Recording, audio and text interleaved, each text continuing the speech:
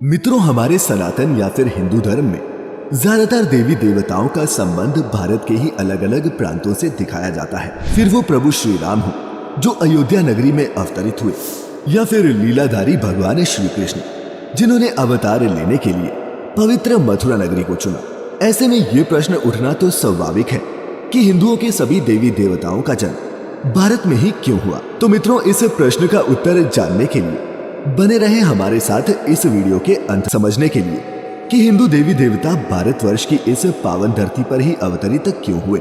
सबसे पहले हमें भारत के प्राचीन इतिहास पर नजर डालनी पड़ेगी, जिसका उल्लेख हमारे पौराणिक ग्रंथों में भी मिलता है। दरअसल भारत का जो स्वरूप आज हम देख रहे हैं और हमें ऐसा लगता है कि भारत इतना ही बड़ा है, हजारों साल पहले ये ऐसा नहीं था, बल्कि पृथ्वी के इस सबसे बड़े भूभाग को प्राचीन काल में जम्बू द्वीप के नाम से जाना जाता था। मार्कंडेय पुराण में वर्णन है कि जम्बू द्वीप का फैलाव उत्तर और दक्षिण के बजाय मध्य के क्षेत्र में ज्यादा था और उस फैलाव क्षेत्र को मेरुवर्ष या फिर इलावर्त के नाम से भी जानते थे। इलावर्त पहले चक्रवर्ती सम्राट पुरुरवा की मां का नाम था। इलावर्त के केंद्र में पहाड़ों के राजा सुनहरे मेरु पर्वत था।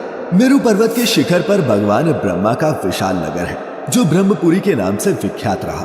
ब्रह्मपुरी के आसपास 8 और भी शहर बताए गए, जिसमें से एक भगवान इंद्र का और 7 दूसरे देवी देवताओं के बताए गए हैं। मित्रों, इसी संदर्भ में हमें एक और मत त्रेता युग से जुड़ा हुआ भी मिलता है, जिसमें ये उल्लेख है कि भगवान राम के काल के हजारों वर्ष पहले प्रथम मनु स्वयंभू मनु के पौत्र और प्रियव्रत के पुत्र ने इस भारतवर्ष को बसाया था। पर तब इसका नाम कुछ और था।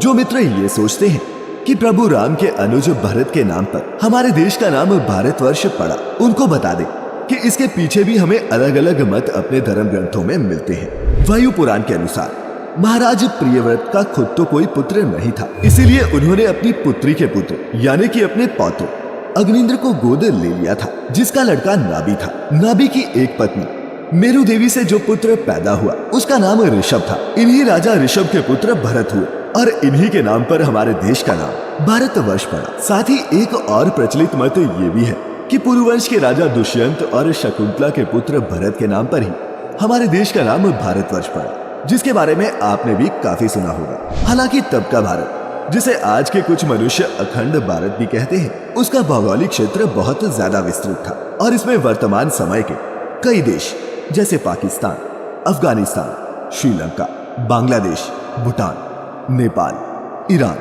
इराक और चीन का कुछ भाग इस सभी के अंतर्गत आता था। यही अखंड भारत आर्यवर्त के नाम से भी प्रसिद्ध था। और मित्रों, ऐसा नहीं है कि हिंदू मंदिर सिर्फ भारत में ही देखने को मिलते हैं। दुनिया के कई देश हैं जहां प्राचीन मंदिर के प्रमाण मिलते हैं और ऐसी कई जगह हैं जहां आज भी सनातन रीति रिवाज से पूजा पाठ होता है। थाईलैंड के राज परिवार पर सदियों से हिंदू धर्म का गहरा प्रभाव रहा है। वहां के लोग ये तक मानते हैं कि थाईलैंड के राजा भगवान विष्णु के ही अवतार हैं। सनातन भावना का सम्मान करते हुए ही थाईलैंड का राष्ट्रीय प्रतीक भी गरुड़ रखा गया है। इंडोनेशिया के जावा में प्रम्बानन मंदिर प्राचीन जावा का सबसे विशाल हिंदू मंदिर है। ये मंदिर खासतौर पर ब्रह्मा, विष्णु और महेश को समर्पित है। इस मंदिर को यूनेस्को ने विश्व धरोहर की सूची में भी शामिल किया है। मंदिर में त्रिदेवों के साथ ही उनके वाहनों के भी मंदिर मिलते हैं और ऐसा माना जाता है कि इस मंदिर का निर्माण 9वीं सदी के आसपास हुआ था। इसके अलावा बाली में पुरातमन सरस्वती मंदिर और जावा में स्थित सिंगसरी शिव मंदिर भी मौजूद है, जो इस बात का प्रमाण है कि अखंड भारत काफी दूर तक फैला हुआ था और हिंदू धर्म की नींव सिर्फ उस भारत से नहीं निकली है जैसा हमें आज के समय में नजर आता है। मित्रों, मैक्सिको तक में एक खुदाई के दौरान भगवान गणेश और मां लक्ष्मी की प्राचीन प्रतिमाएं मिली थी। जानकार मानते हैं कि मैक्सिको शब्द संस्कृत के मक्षिका शब्द से ही आता है और मैक्सिको में ऐसे हजारों प्रमाण मिलते हैं जिनसे ये सिद्ध होता है कि हिंदू धर्म की पहुंच यहाँ तक थी। दूसरी ओर स्पेन में हजारों वर्ष पुराना एक मंदिर है जिस पर भगवान विष्णु की प्रतिमा अंकित है। और मित्रों, कुछ वर्ष पहले ही रूस के वोल्गा प्रांत में भगवान विष्णु की मूर्तियां मिली थी और इतिहासकारों के मुताबिक ये मूर्तियां 7वीं से 10वीं सदी के बीच की थी। ये गांव 1700 साल पहले एक प्राचीन और विशाल शहर हुआ करता था। सन 2007 में यहाँ से मूर्तियां पाई गई थी। 7 वर्षों से उत्खनन कर रहे समूह के डॉक्टर कोजविनका का कहना है कि मूर्ति के साथ ही अब तक किए गए उत्खनन में उन्हें प्राचीन सिक्के, पदक, अंगूठियां और शस्त्र भी मिले हैं।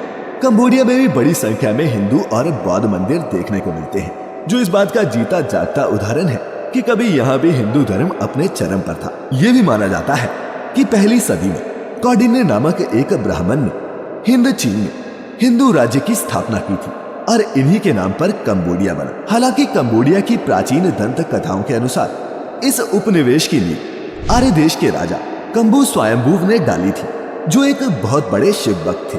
तो मित्रों, उम्मीद है कि आप समझ पाए होंगे कि प्राचीन काल में सनातन धर्म की जड़ें पूरी दुनिया तक फैली हुई थी और चूंकि आज के समय में हमारा धर्म भारतवर्ष में सबसे ज्यादा केंद्रित है, इसीलिए हमें जो दंत कथाएं सुनने को मिलती हैं, अपने आसपास की ही सुनने को ज्यादा मिलती हैं। सच तो ये है कि कालांतर में जम्बू द्वीप के खंडित होने के कारण नए नए देश बनते गए और भारत सिमट कर पहले से काफी छोटा रह गया।